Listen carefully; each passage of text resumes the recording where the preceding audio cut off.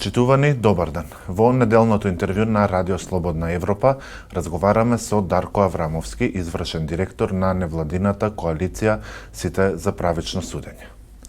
Аврамовски помина една година од трагедијата во Кочани. Во меѓувреме започна судскиот процес со 35 обвинети лица и 3 фирми. Очекувате ли правда во овој случај? Значи, знаете како, јавноста во овој случај очекува брзина во одлучувањето.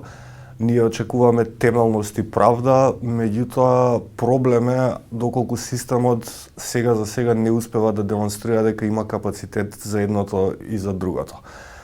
Постапката, онака како што беше концепирана, уште во сам старт кажавме дека ќе биде проблематична и ќе влијае на правичноста и на целокупниот исход на крај, но исто така веќе забележуваме дека се јавуваат и оние прогнозирани проблеми со динамиката на одржување на рочиштата, нешто што и самиот суд беше свесен, меѓутоа очигледно дека не успева да се справи најдобро што може со овој случај, така што еден ваков обемен случај во најмала рака очекуваме да има проблеми со долгото траење. Ја спомнавте концепираноста, како стручна јавност за вас, кај вас имаше резерва и околу тоа што сите обвинети се гонат за исто дело. Како според вас би било поефикасно судскиот процес? Постапката требаше да биде раздвоена. Делата што се за предизвикување на општа опасност беа еден дел од целиот случај, меѓутоа останатиот дел од обвинетите таму се во суштина, доколку ги гледате описот на действијата што тие точно направиле и како придонеле кон некое кривично дело, станува збор за класични коруптивни поведенија. И постапките за нив требаше да се водат за кривичните дела кои што се поврзани со коруптивното однесување, меѓутоа тука главниот проблем го направи кривичниот законник кој беше донесен без да има каква било проекција на тоа на колку случаи на што се ќе влијае во иднина. Ова е еден од случаите кои се испостави дека е практично колатерална штета од измените на кривичниот законник и за многу голем број од обвинетите би биле застарени кривичните дела доколку се гонеа за злоупотреба на службената положба и овластување. На изминативе денови се избра нов државен обвинител, судијата Ненад Савевски. Кои се најголемите предизвици според вас што го очекуваат новиот обвинител? Верувам, значи предизвиците со кои што ќе се соочи се отприлика истите предизвици со кои што се соочува и обвинителите од претходно. Тоа е ниската доверба во системот, немањето на соодветни ресурси, кадровската неекипираност на обвинителството, што со обвинители, што со истражители, што со друг административен и помошен кадар. Оние закони од пакетот на реформската агенда кои треба да бидат усвоени, на кои обвинителството треба да се прилагоди, така што има активните случаи кои траат, случаите на специјалното јавно обвинителство, други високо профилирани случаи, проблеми со координација со менаџмент и слично, така што му предстои тешка работа на новиот обвинител, најблаго кажано. И сосема е очекувано дека ќе се соочи веројатно со нови проблеми кои допрва ќе настанат во работата. Колку целата постапка на избор на нов државен обвинител беше компрометирана и со изјавите на представници на извршната власт, вклучувајќи го и премиерот Христијан Мицкоски, кој, например, ја исклучи од трката обвинителката Ленча Ристовска? Мислам дека тука беа направени повеќе пропусти. Првото беше тоа што Советот на јавните обвинители можеше и требаше да ги покани кандидатите за јавен обвинител на седницата на која што одлучуваше за мислењето за нив. Можеше да им даде простор тие да се презентираат, јавноста да се запознае, меѓутоа и самиот Совет да се запознае многу подобро со нивните кандидатури, програми за работа и слично. Тоа беше првата пропуштена прилика на која се надоврза после тоа на широкото мислење практично за сите, освен еден од пријавените кандидати од страна на Советот. Тука Советот на некој начин како да избегна да превземе одговорност и да биде некако филтер во оваа постапка, што и од друга страна и даде отворена карта на владата да може да го направи тоа. Сега тука доаѓаме до клучниот проблем што го спомнавте. Прво, отворените јавни дискредитации на еден од кандидатите за јавен обвинител од страна на премиерот. Меѓутоа и тоа што од четворица кандидати за кои Советот даде позитивно мислење, владата реши да предложи само еден до собранието. Владата не е стручен орган кој може да ги цени капацитетите на кандидатите, токму затоа беше клучна улогата на Советот и тука исто така сметам дека беше многу погрешно тоа што владата си зема за право да делува како дополнителен филтер на она што требаше да биде Советот на јавните обвинители, доколку владата предложеше повеќе од кандидатите до собранието, можеби собранието ќе се решеше да организира јавна расправа на која што ќе ги повика кандидатите да се презентираат и да ги презентираат своите програми и на некој начин да го надоместат она што Советот пропушти да го направи, така што мислам дека целата постапка можеше и требаше да биде многу попрофесионално и подоследно спроведено, особено ако се има предвид дека веќе се соочуваме со сериозна недоверба на јавноста во јавното обвинителство и еден ваков процес не мислам дека придонесе за да се унапреди оваа состојба. Како и да е, Савевски како нов обвинител ќе треба да се прилагоди на новиот закон за јавно обвинителство за кој дебатата е во тек. Каде вие како стручна јавност ги гледате најголемите проблеми во предлогот? Вака, морам да кажам дека предлогот, новиот закон за јавно обвинителство е всушност доработка на оној концепт кој беше усвоен во 2020 година. Слично како и со законот за судскиот совет, стануваше збор само за допрецизирање и усовршување на оние одредби и моделот кој веќе го имавме усвоено. Секако се согласувам дека ваквиот закон и измените на законската рамка се нешто што е неопходно за да се трасира патот за подобра нивна примена.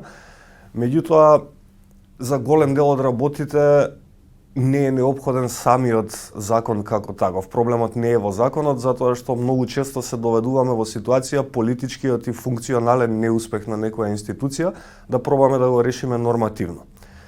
Во таа смисла, добро е тоа, например, што пишува во новиот закон, дека јавниот обвинител на Република Македонија треба да поседува менаџерски и организацијски способности.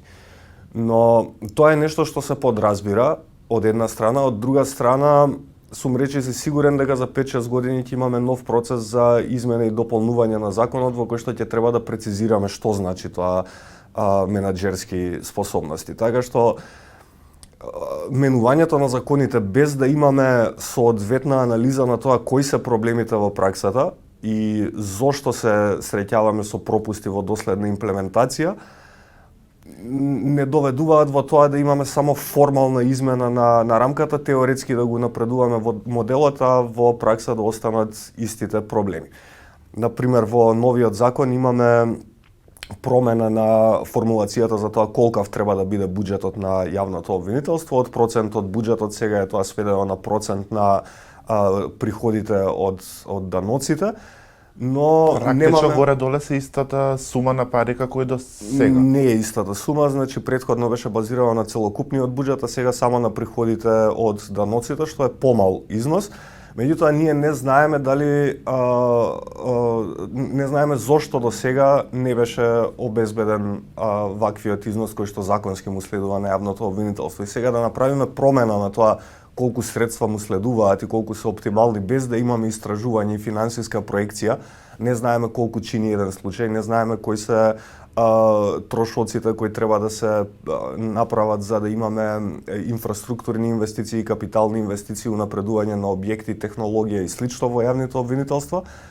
Пак ќе кажам, доаѓаме во ситуација да нормативно ги решаваме практичните проблеми што не секогаш вродува со плод.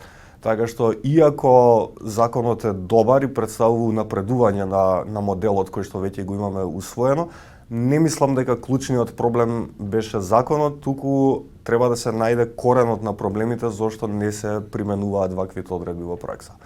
Овој закон е дел од реформската агенда, исто како што е и новиот закон за судски совет кој што беше донесен крајот на 2025. Колку тоа е реформски, дали и кај него ги гледате истите проблеми? Да, па токму тоа не може да се каже дека станува збор за реформски закон, бидејќи не воведуваме нешто ново, не правиме нешто драстично, туку само го напредуваме оној дел од текстот каде претходно се испоставило дека има некои проблеми. Факт е дека ова мораше да биде направено, но останува како пропуштена прилика да се воведат и унапредат некои концепти кои што не беа адресирани овој пат, како например можноста јавниот обвинител да биде избран со поголемо мнозинство или квалификувано мнозинство во собранието. Така што не би можело да се каже дека иако се неопходни ваквите законски измени, не се реформски закони и не можеме да очекуваме дека ќе има драстичен ефект во пракса. Еден од законите што треба да се донесат е и новиот кривичен законник. Државата веќе влезена во грејс период од рокот кога требаше да го донесе. Дали вие како невладен сектор сте вклучени во работната група за новиот кривичен законник? Не, значи Вие бевте, но се повлековте кога се донесоа спорните измени на актуелниот законник. Токму така, и потоа имаше многу други процеси, што за измени и дополнување на законот, што за целосно нов кривичен законник, и морам да признавам дека немам информации што се случува со кривичниот законник, ниту пак која е финалната верзија на текстот која што треба да биде пратена или веќе е пратена на мислење до Венецијанската комисија и до Европската комисија. Како ги оценувате последните измени на актуелниот кривичен законник, со кој дел од казните се зголемија, но не се вратија на старото ниво? Мислам дека беше исклучително погрешно што се направи тоа. Требаше да се вратат оние одредби кои ги имавме до 2023 година, се до донесување на целосно новиот кривичен законник. Покрај тоа што се интервенираше во дел од казните, се зголемија минималните казни, меѓутоа не се вратија максималните казни на нивото на кое што беа пред 2023 година, што не е само символично прашање за тоа колку државата се залага и се бори против корупцијата, туку и има практични ефекти врз роковите за застареност, кои што ги предвидува истиот закон. И воедно се интервенираше во самите дефиниции на кривичните дела, што исто така сметам дека беше погрешно, затоа што една од клучните работи е тоа што се имотната користа која што се стекнува со сторување на овие кривични дела, се сведе исклучиво на имотна корист во период кога Европската унија подготвува предлог директива со која што се охрабруваат земјите да ги инкриминираат и сите други видови на стекнување на некаква корист со осторување на корупција, какви што ние ги имавме во нашиот закон до 2023 година. Например, во пракса? Например, во пракса тоа може да биде која било корист која што не е исклучително имотна, како добивање на определени привилегии, непотизам, фаворизирање, сексуалните услуги, изнуда на сексуални услуги, и ред други форми кои што се нетипична форма на корупција, која што не се сведува на давање на пари или некој друг вид на имотна корист. Зборуваме за закони, за реформска агенда. Која е вашата генерална оценка за тоа како течат реформите во правосудството? Законите дел ги имаме веќе на хартија, но што е она што генерално недостасува? Значи, токму тоа е клучното прашање. Многу често посегнуваме кон реформи и кон менување на законите, затоа што е најлесно одговорноста на проблемите да се препише на законот, кој е апстрактен поим и нема чувства. Ни не достига таква анализа да видиме кои се главните пречки и проблеми за спроведување на вистински и темелни реформи, а не само формални и декларативни заложби за унапредување на системот. Го имаме случајот со Академијата за суди и јавни обвинители, каде се прекина практично целосно процесот за избор на нови слушатели и немаме некое соодветно образложение зошто тоа се случи и кој е планот, што понатаму, бидејќи за секоја нова генерација која излегува од таму се потребни некои 3-4 години, што значи дека ние веќе до 2030 година тешко дека ќе имаме нови прилив на нови суди и нови јавни обвинители, а веќе имаме сериозна загуба на кадар и од судовите и од обвинителството. Колку суди и обвинители во моментот фалат според вашите анализи? Значи, колку фалат, тоа исто така тешко да се каже, затоа што проценката, оној проектиран број колку е потребно да имаме суди и јавни обвинители, не е ревидиран веројатно од осамостојувањето на нашата држава. Кога станува збор за судиите, од нашите анализи имаме видено дека во изминативе 5 години имаме намалување на бројот на активни судии за 25%. Кога станува збор за јавното обвинителство, според самите проекции на јавното обвинителство, тие моментално оперираат со 2/3 од вкупниот капацитет, односно имаат 2/3 од потребниот број на јавни обвинители, но морам да истакнам тука дека во 2013 година кога се направи промената на моделот на кривична постапка во акузаторен модел, се сменија во голема мера улогата и надлежностите на јавните обвинители.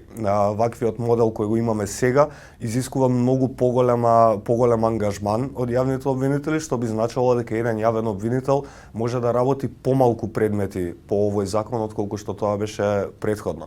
И тука немаме ревизија на бројот кој што е потребен, немаме нова анализа, немаме проекција. И поради тоа, веројатно е дека бројот на јавни обвинители е и уште помал од она што ние сметаме дека е. Аврамовски, ви благодарам за разговорот. Благодарам вам. Почитувани, го следевте неделното интервју на Радио Слободна Европа. Ви благодарам за довербата. До гледање.